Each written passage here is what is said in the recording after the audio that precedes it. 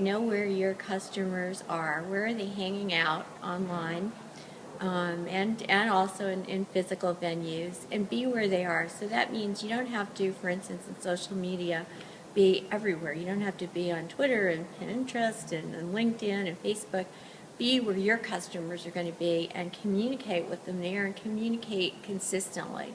I think that would be my top thing. And same thing for the physical venues, really.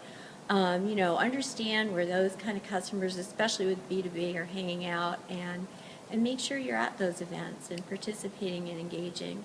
What are your personal top platforms that work the best for you? Right. Well, we are in the world of technology, so I think for us, Twitter is definitely our top platform in terms of social media, and LinkedIn is also very key. Never stop networking and never stop pushing, because it's easy to give up when everybody around you, your influences, are telling you can't do it. You have to be around positive people who've been where you want to go, and then just push on, because you never know when one thing's going to lead to a big breakthrough in your business. I have a partner here who actually I'd never met, but she's an integral part of my business. She lives in Maine. I live in Dallas. We work our business together through the power of today's technology. Met her today at Icon, but she's an indispensable part of my business, and I met her during the dark times when I was advertising on Craigslist. So you never know when and she's actually led me to other opportunities within my business. So always wake up with a positive attitude, because today could be the day that you get your breakthrough, and you never know when that's going to be, and you might not know it's been a breakthrough until it's actually happened. So stay positive, stay focused, and always keep your goals in front of you. Why so much resistance about Twitter, and how can it really help a small business? Well, I think there's a lot of resistance to Twitter because it just moves so fast. If you don't know the lingo, hashtags, stuff like that, it can look like a foreign language. But let me tell you something. Twitter is the best thing that ever happened to small business owners because of a couple reasons. Number one, you are able to actually engage with people personally. It does move so fast. You can get instant feedback on your ideas, pricing, packaging, and the best thing about Twitter is you can listen to your competitors or your customers, and they don't even know you're listening. So those are my top 3 reasons why Twitter is where it's at for small business owners. Hey everybody, Deborah Shane here. I'm roaming around Icon 14, and I don't know how I did this. I don't know how I pulled it off, but I'm here with Clayton Mask, who is the CEO and founder of Infusionsoft, and of course the Icon 14 conference that I'm at. Thank you so much for having me. You bet, you bet. You know, you talked about some things in our media orientation about the dark side of entrepreneurship. Mm-hmm.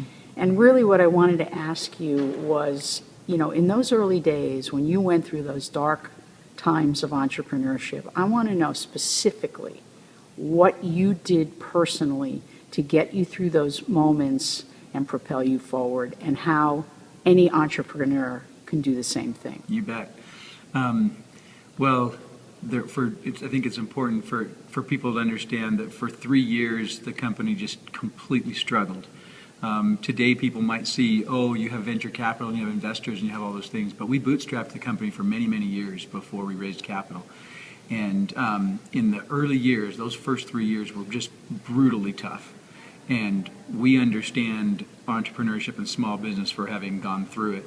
And it wasn't the first time, by the way. We had also done little side businesses and other things. But this time we were really going through it, and everything was on the line.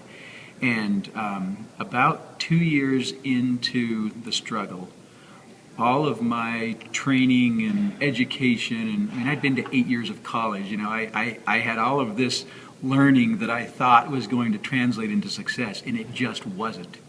And I was frustrated, and I was hurt, and I was dealing with all of the darkness and the skepticism and the doubts of people I cared about and that I loved and loved me, and we were just struggling, and struggling mightily.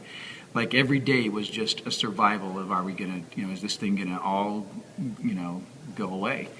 And so there were a couple of things that happened that were critical. The first thing was I got totally broken down and humbled to the point that my education was not something that I could lean on.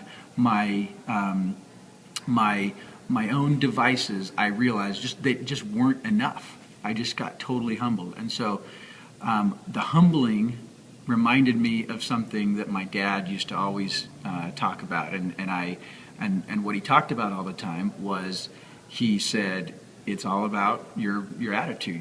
He was a big positive mental attitude guy, and as a teenager, I was like, whatever, you know. And I went through 8 years of college, kind of getting all of that beaten out of me, that it was really more about what you know and all of that.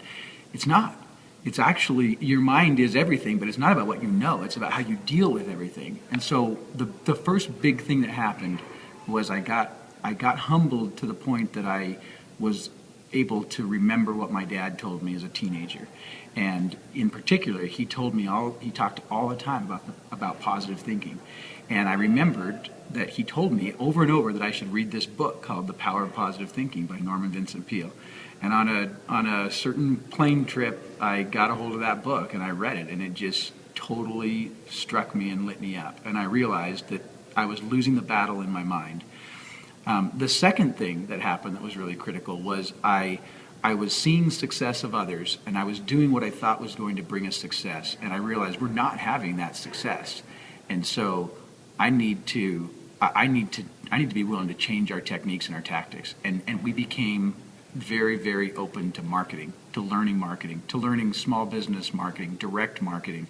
And that, the combination of learning marketing, developing a marketing mindset, and developing the power of positive thinking. Those are the two things that helped us get out of the dark days.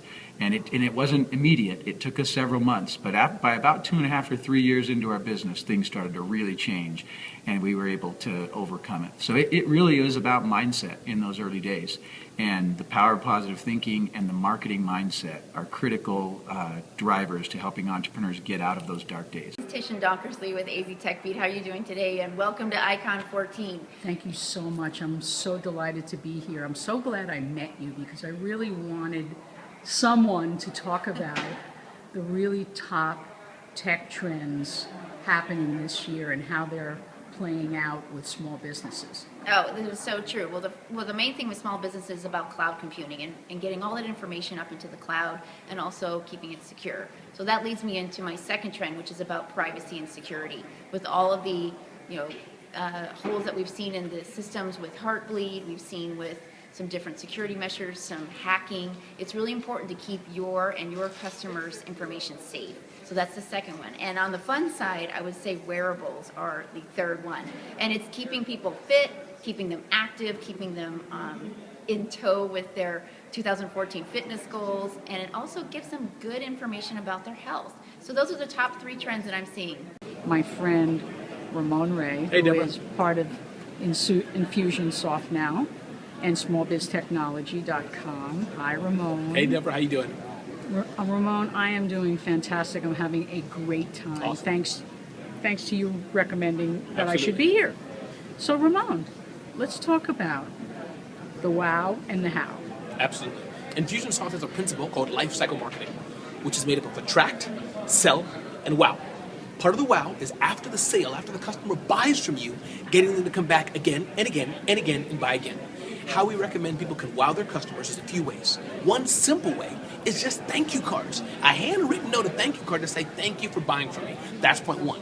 Point 2, we have some people that put a lottery ticket in each invoice so that you want to open the invoice, and it's kind of a thank you for giving us your money. So those are 2 simple ways you can wow your customers to get them to come back to you again and again and again and again. Sending out the cherry pie recipes, and here are the days of sending out, this is what the information means to you, this is how you can make the best decision for your family. So how has Facebook really been a great social media tool for real estate professionals? Facebook's huge. By far the number 1 social media platform out there. We've always known that you want to meet your clients where they're at, and everybody knows that the individual people, the buyers and sellers, they're going to be on Facebook.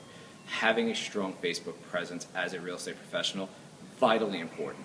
And again, going back to my first point, you need to make sure that you're sharing information that is great for the consumer and not just your listing. Ways for them to leverage PR and have some quick wins without having to worry about hiring somebody full-time or going out and hiring a full-time PR agency to help them.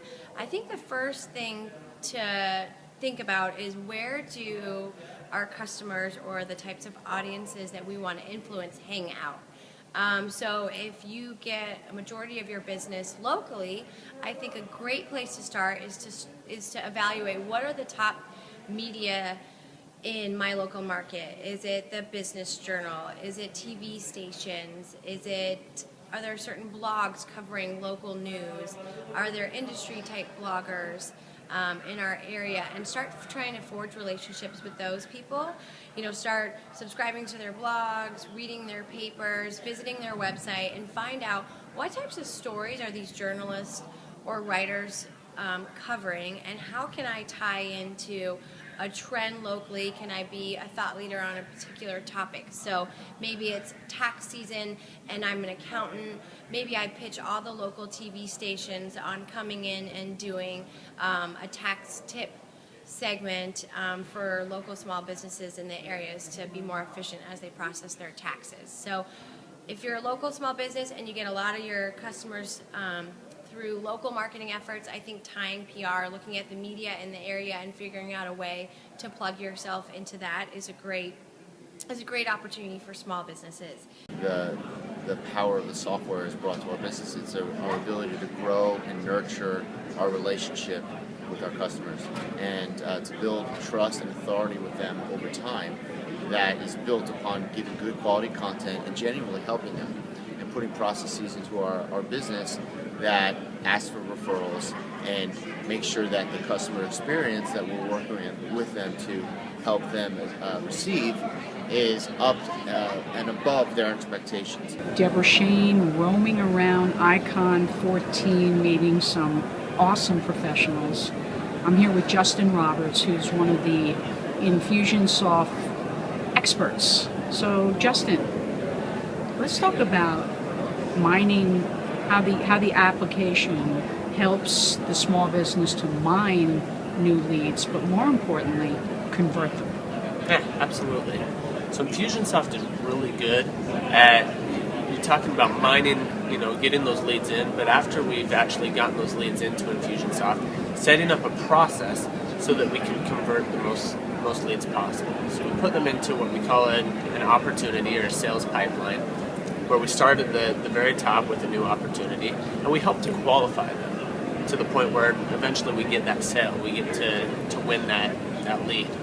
But what Infusionsoft helps us to do is structure that. And so we've got certain checkpoints that we're going to have as we go through the process that are going to help us to determine those people that are qualified versus those people that aren't. Infusionsoft customers, apart from most entrepreneurs in the world, is a combination of a few things. Specifically, an undying belief that they will succeed, and just a conviction that they will succeed, and they have a growth mentality and a mindset. Secondly, when that falters, they look for mentors and people they can associate with. Entrepreneurship is one of the loneliest professions in the world, and the pride in the entrepreneur typically inhibits them from reaching out to other people and looking for help and bouncing ideas off of people. So the best entrepreneurs that are really successful, our customers, reach out in networking groups and peer associations, and sometimes just one person.